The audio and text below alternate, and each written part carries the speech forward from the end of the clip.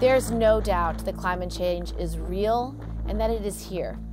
In New York, we've had 2 storms of the century just 1 year apart. We cannot pretend that climate change is not happening and hope it will go away on its own. The New York League of Conservation Voters has been on the cutting edge of environmental change in New York State for 25 years now, and we've done tremendous things in fighting for clean air, for clean water. But today, in combating the biggest threats, such as climate change, the biggest threat is politics as usual. The essence of NYLCV's mission is to be really the political arm of the environmental movement in New York. If you are going to make progress on environmental issues, particularly now in this climate, you have to have a strong political environmental organization, and I think the League has shown that. There was a group of us in 1988. We were actually a mixture of Republicans and Democrats, Larry Rockefeller and Bobby Kennedy, and we gathered in a meeting, and that led to the creation, really, of the New York League of Conservation Voters. When Paul enlisted Bobby and me, Democrat and Republican, to the present-day staff and board, the League has grown ever stronger, securing cleaner air and water, more open space and parks, and a more sustainable city. As a result of our efforts, the politicians in New York State really sought after our environmental endorsement.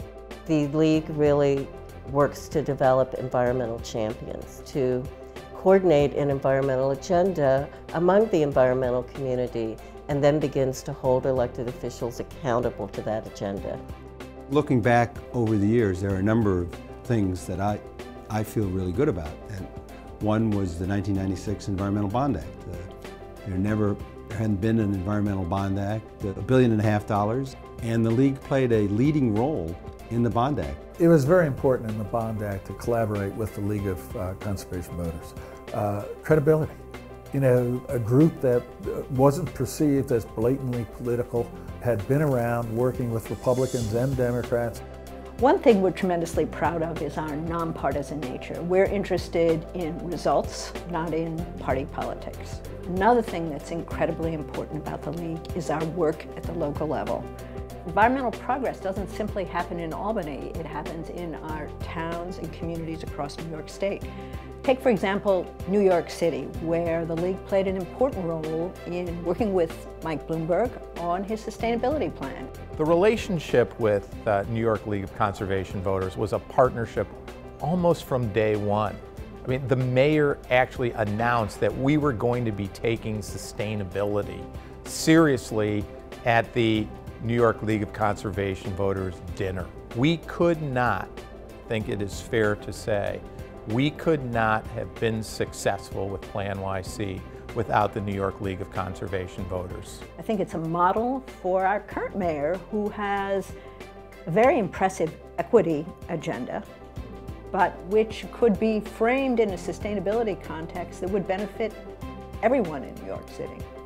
What makes the League unique is our focus on politics. We run electoral campaigns, we knock on doors, we do television commercials, we send out mailings. We use our PAC to mobilize voters to go to the polls and get the job done. Our mission is pretty simple. We elect for the environment.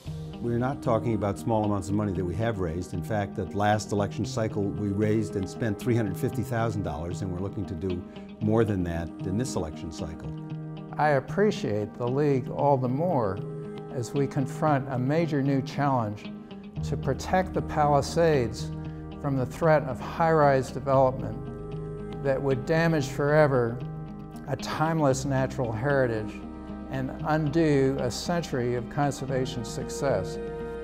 Why is the League important as we go forward? I think it's more important than it's ever been. If we don't come to grips with some of the issues that we're facing today environmentally, we won't have a future.